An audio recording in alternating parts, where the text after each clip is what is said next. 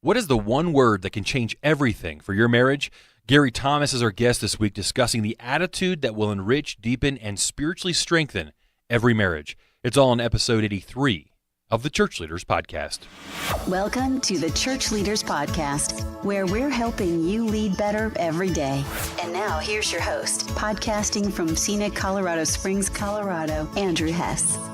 Well, thanks for tuning in to episode 83 of the Church Leaders Podcast. I'm Andrew Hess, your host, and this week we're talking with Gary Thomas. Gary is the best-selling author and international speaker whose ministry brings people closer to Christ and closer to each other. He is the well-known author of the popular Sacred Marriage, and this week we're talking to him about his new book titled Cherish.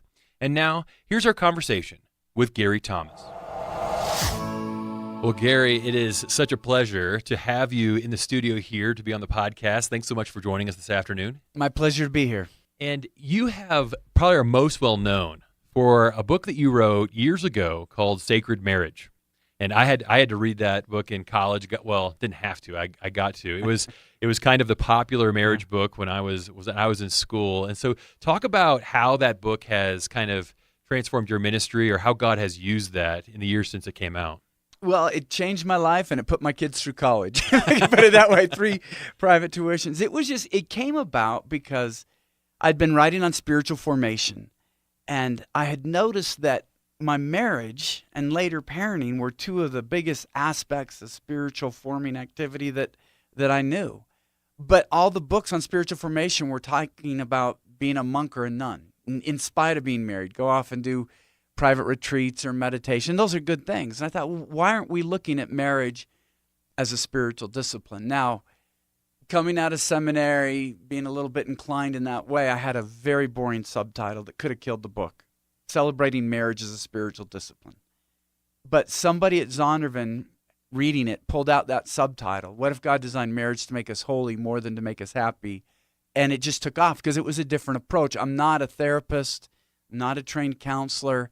I'm not a psychologist, so I couldn't and didn't want to compete with the incredible, helpful how-to books that were out there. So I really look at it more as a spiritual formation book, how God uses your marriage to help you grow, that when you know the purpose behind the difficulties of marriage, you'll be more engaged, and when you can see the benefit of working through it, perhaps you won't give up, and even appreciate might be a strong word, but at least respect the process of marriage and how God uses it to shape us. And I really think that book was one of the first that taught couples that sometimes the challenges in marriage are actually on purpose, that there are good things that can come from the challenges. Because a lot of times you get into marriage and you're like, hopefully there's more good days than bad days, and you try to avoid those challenges. But that's really it's great. What I've heard most. In fact, I think when the book first came out, one of the things that made it a little controversial, and some people have pushed back some, is that I was willing to admit the difficulties of marriage. In fact, I open up the book with the first time. Scientists, I guess is the right word, I'm not sure what you'd call it back then, were willing to actually cut into a human body. For a number of centuries, there was this horror. It was sacrilegious. It was just who wanted to do it. But somebody finally decided they're going to cut away the skin, crack open the rib cage, and study it. And I said, that's kind of what we have to do with marriage, because so many of the marriage books at that time, I thought were a little simplified. Apply these 5 principles of Jesus and you'll have a happy marriage. Do these 6 steps and you're going to have, go on your way and be joyful and everything. And I said, you know what? Even the best of marriages can be really difficult. Wonderful, good, transcendent. I've said it many times. If I had 100 lives, I'd want to be married in every one. But I don't think any marriage would be easy. And that's sort of trying to recapture that purpose, that maybe that's there by God's design, that it's not just about our happiness, it's about God using it to shape us and making us into different people. And here at Church Leaders, we run a lot of content helping pastors and ministry leaders with their marriages, and really wanting to. We feel that's a need. People are always reaching out to us, like, help me strengthen my marriage. And one piece that did particularly well had a title that resonated with people, and it was, Pastor, remember that your spouse is the most vulnerable person in your church. Can you respond to how the unique challenges that ministry leaders face in their own marriages? I can think of 2 right off the top. One, you can't fake it. You can't fake your marriage in front of your kids, and you can't fake your marriage behind a pulpit. Let me put it that way. People are watching. Now, that gives us a lot of opportunities, and it gives us a lot of responsibility. I am on the teaching team at Second Baptist Church in Houston. We've got 6 different campuses, and so when I'm on the normal rotation, I'll speak at one church Sunday morning and travel and leave right away as soon as the sermon is done, and I travel about 20 miles and speak at another church. It starts at 11. And so I'll usually come in a side door. They lead me in, and I'll sit down, and Lisa would be there to greet me. She would often, get up a little bit later and come to the later service. And one time I came in, and we just kind of greeted each other. I gave her a kiss or whatnot, and it was in the middle of a worship set, and then I was up a couple songs later. And afterwards, this woman came up to me afterwards and said, I just can't tell you what it did. Just I saw the love between the two of you. I saw that she would do anything for you, and I could tell you weren't faking it, that you just adore her, and what it spoke to me. Now, my preference would be that people are worshiping when they're worshiping.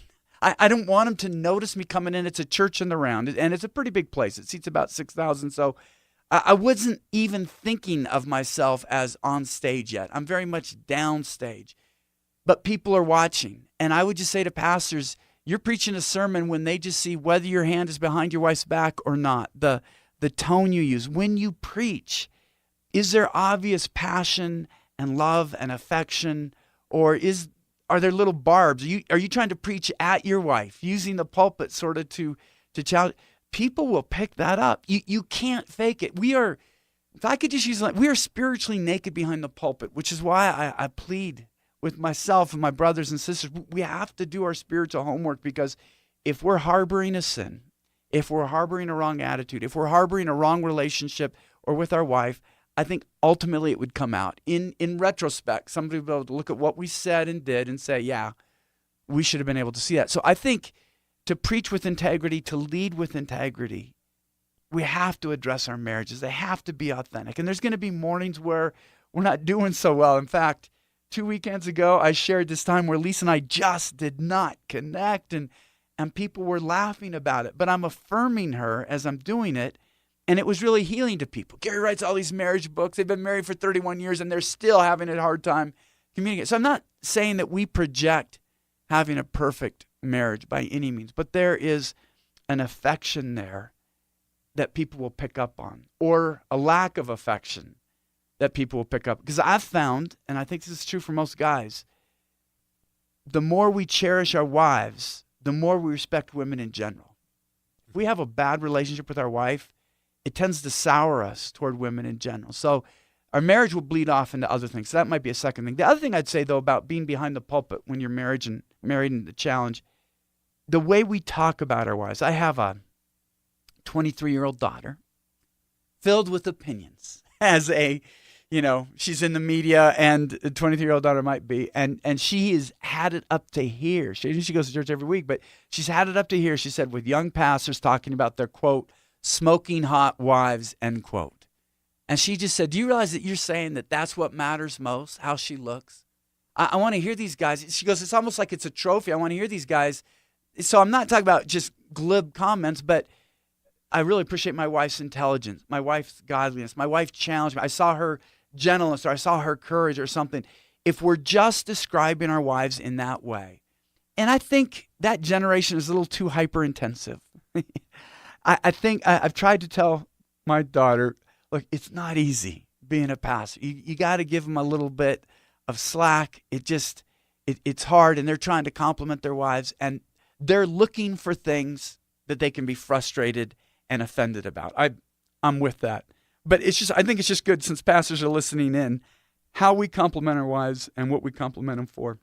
And then, if I haven't bored you, the third thing that is a particular challenge in ministry, and I say this as one who's been married for 31 years, and so I'm sharing my failing, and I don't want to project it on all the other younger pastors, but I think it was my problem. You feel like you have a call of God, and you feel like God really wants to move one particular morning or one particular evening or whatever it is, and you're excited, and you've been praying about it all week, and sometimes marriage is just inconvenient.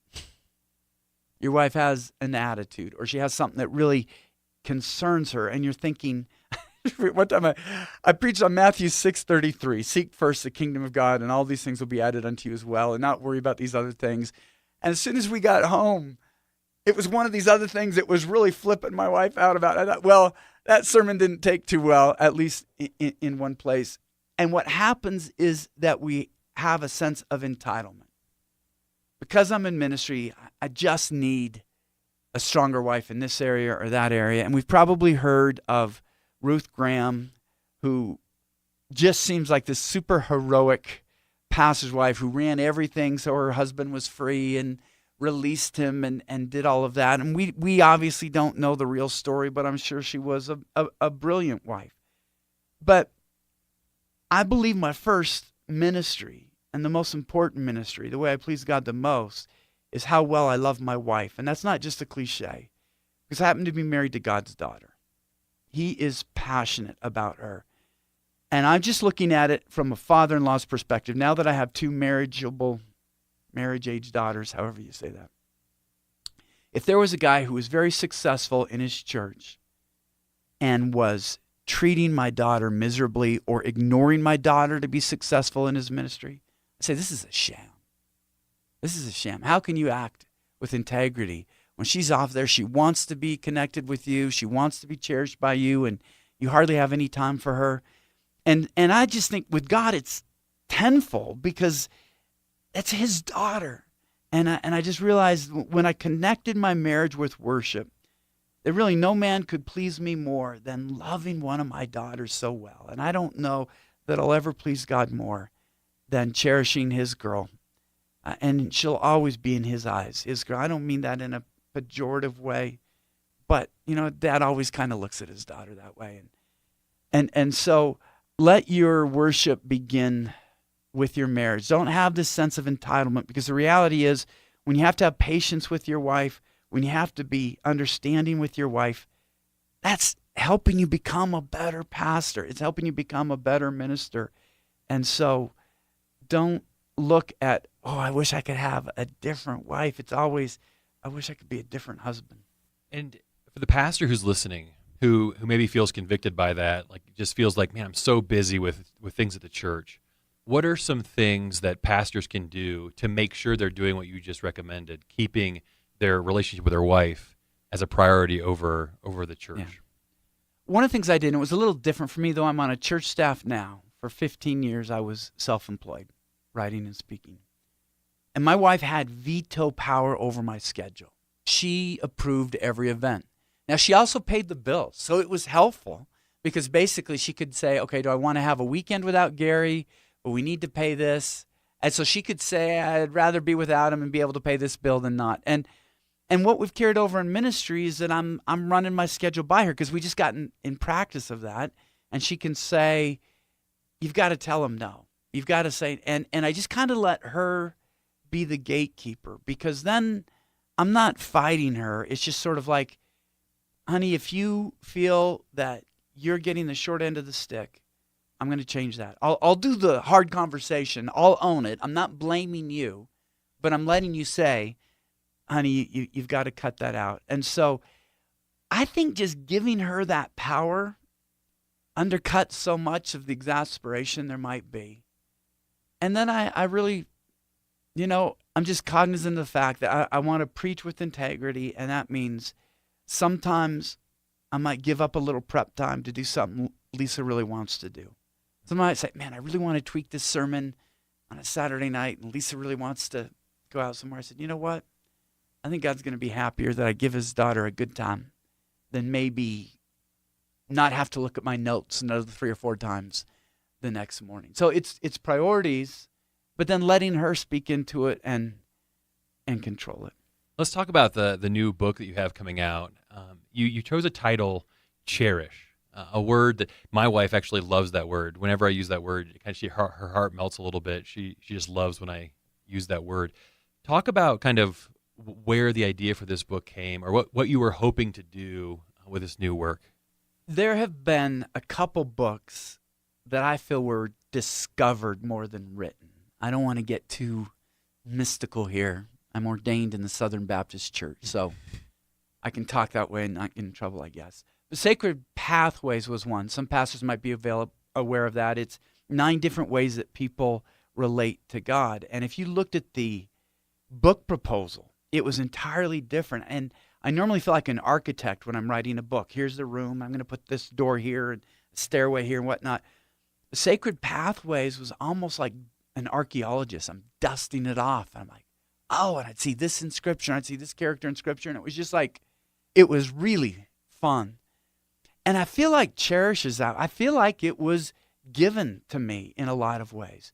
It just hit me that most of us, when we got married, the vast majority of us, if we use traditional vows, I pledge to honor and cherish you until death do us part. Every marriage book talks about love. Every sermon talks about love. We never even address cherish again. What does it mean to cherish? Is it just a throwaway word? Does it mean something different? And so I want to explore what that could mean and what it's about. And when I began to look at it, it completely changed the tenor of my relationship with my wife, because when I think of love, which I think is always the background of a biblical marriage, I think of things like commitment and sacrifice and service and whatnot. It's sort of the hardcore muscle of marriage. Cherish is sort of the tasting part of marriage, the heart of marriage. Now, I know heart is a muscle, so I kind of lose that, but I think people know what I mean, where 1 Corinthians 13 is the love chapter, and I think Song of Songs is sort of the Cherish chapter. And there's a verse in Song of Songs that I repeat 3 times in Cherish. I don't usually do that in a book, but it's just so perfect because I think it's what every wife wants to hear from her husband. Song of Songs 6:9. My dove, my perfect one, is the only one. And there's just this sense of delight in his wife. And I think the 2nd or 3rd chapter, I talk about how the reason that Adam and Eve are so satisfied is that there was literally no other woman that Adam could compare Eve to. I mean, there's no Jana, there's no Shanice, there's no Juanita. I mean, there's just Eve. He couldn't say, well, she's not as kind, or she's not as thoughtful, or she's curvier, or she's thinner, or she's got a better sense of... Eve defined woman to Adam. And I said, that's a place of a cherishing marriage, where my wife defines beauty. I'm not comparing her to other women. She knows I'm delighted in her, so I say, my dove, my perfect one, is the only one. And that's when I think a woman feels cherished and loved, and I think that's the atmosphere where she blossoms. And then there are just a lot of things that came out. Ezekiel 16. Jerusalem was this anonymous, cast-off city. If any pastors have preached on it, it is a grotesque passage. The child is born in the muck and gore of birth and left and abandoned to die. And God sees the child and says, I say to you, live. And then he bathes the child and salts the child and clothes the child, which is legitimacy in the ancient Near East. And then later takes Jerusalem as his wife and then spoils her. She's dressed in the fine linens and she eats the tasty flour and honey and the choicest of fruits until she becomes this regal queen, envied by the entire world. That God cherished Jerusalem, not because of who she was. She became who she was because he cherished her. And if a pastor wants a stronger wife, I would just say, why don't you try God's approach? Here was somebody completely abandoned in muck and gore, not wanted by anyone. He cherished her. He indulged her. He chose her. He said, I say to you, live. So we breathe life into our wives. And then they blossom and they actually become stronger wives, filled with life, who God created them to be. And I just think that, we have evolved in so many different areas. When you think of knowledge, how the study of the earth revolves around the sun instead of the sun revolving around the earth 500 years ago. It's stunning that today I understand stuff that Aristotle didn't get, or Aquinas, or Augustine. And then 400 years ago, we finally got gravity down. Isaac Newton. I mean, it's really stunning how recent that is, and how we've evolved just in social sciences. When you look at Mad Men set in the 60s, people say they treated women like that and got away with it. They had racial I mean, it's appalling for us, and that's 55, 60 years ago. Well, I think our view of marriage has to evolve. The reality is how we treat women today, how my kids' generation looks at gender relations. I'm not challenging the fact that there's a difference in genders in Scripture. Just for those that matter, I'm a complementarian. But when you talk to good complementarians, that none of them that I know, and I don't care to listen to ones that don't, want to go to condescension and the disrespect of a previous age when it was defined that way. So there is just a new freedom that I think the younger generation can have, where they can cherish each other, appreciate each other's strength, where we can take marriage to a new level. And I wrote the book because I'm tired of people thinking that infatuation is the peak of a relationship. You get infatuated, you have a great 1.5 to 2 years, and then you pay for it the rest of your life with this miserable relationship where you don't like each other. I think cherish is better than infatuation. Infatuation fades and you can't recapture it. Neurologically, we know that now. Studying the brain, infatuation can't last. Cherishing is something you can choose. It's something you can build. It's something you can grow in. It's something you can foster and cultivate. I've been infatuated, and I've been in a marriage that pursues cherishing, and I think cherishing is so much better.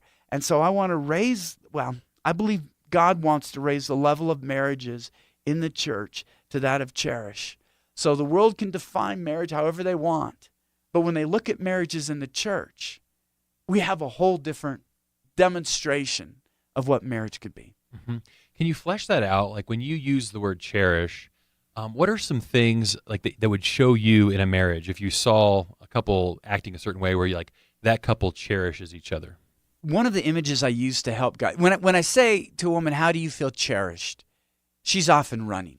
I mean, turn over the hourglass, right? Because it's going to take a while.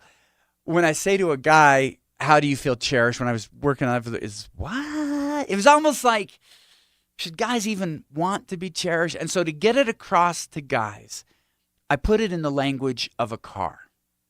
How do you cherish a car? Because I know it's changing with younger guys. They're not so into cars, but a lot of us growing up, cars were a big thing. And when a guy cherishes a car, just look at how he cherishes that car. He protects it. He parks it in a place where it's not going to get dinged. He indulges it. It gets the super wax job. It doesn't just get washed. He doesn't drive it down the street with potholes. He thinks about it. And when it does, it gives him pleasure. He wants to showcase it to others. Come out and see my new baby. And you just look at all of that attention and say, well, if we could do that for a car, what if we could do it for where we showcase our wife? I have a whole chapter on showcasing your wife, on saying, how do I let others see her beauty? What if one of my goals in marriage was to help other people see how beautiful my wife is, inside and out? I'm not just speaking of physical beauty. I'm talking about the beauty of her person. And then I'm going to protect her. I'm going to protect her reputation. I'm going to want her to feel safe. I'm going to have a nurturing attitude toward her. I'm going to indulge her. Just as God indulged Jerusalem, I want to do things that make her feel she's really special to me. Not that I'm taking her for granted, but that she sees that I'm indulging her. The ultimate picture, I really think, is trying to get back to that Adam and Eve, the only man, the only woman in the world, which I know it sounds altruistic, but I throw it out there as a goal because when you get to Song of Songs 6:9, my dove, my only one is the perfect one, it really does change marriage. You become more content. Your spouse becomes more secure. I've seen it because as pastors, we've stood by all of those guys when they see their brides coming up the aisle. And it used to be everybody would turn and look for the bride. And it's changing because of memes on the internet. People are now trying to look at the groom. Is he crying? What kind of face is he making? I'm right next to him, right? I'm just there. At that moment, there is no other woman in the world to him. I mean, mentally, that church is filled with women, probably more women than men. Not probably. And at a wedding, definitely filled with more women than men. But she's the only one that matters to him. And what I say to guys is, what if that's your daily reality? What if there's not a chance of you having an affair because you have other women that are your sisters and your mothers and your daughters in Christ, but there's only one woman you will ever think about in that way? I'm not just talking about sexual. I'm just talking about for your emotional desire, just that you cherish her in a way. I want to respect and be humble and encouraging toward every woman in the church that I work with and outside the church, frankly. But there's only one I'm going to cherish like that. And it's just different. And so what I did is I used 1 Corinthians 13.